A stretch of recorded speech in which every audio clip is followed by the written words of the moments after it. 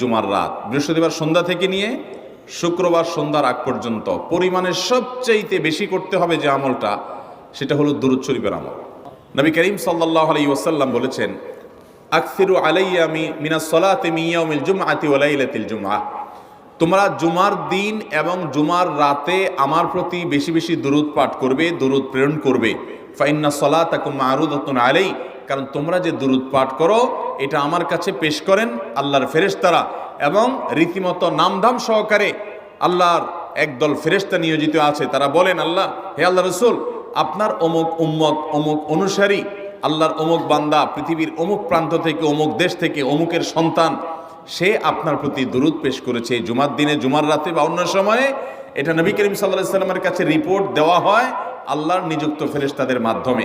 এই জন্য শুক্রবার দিন এবং রাত, অর্থাৎ বৃহস্পতিবার সন্ধ্যা থেকে নিয়ে শুক্রবার সন্ধ্যা পর্যন্ত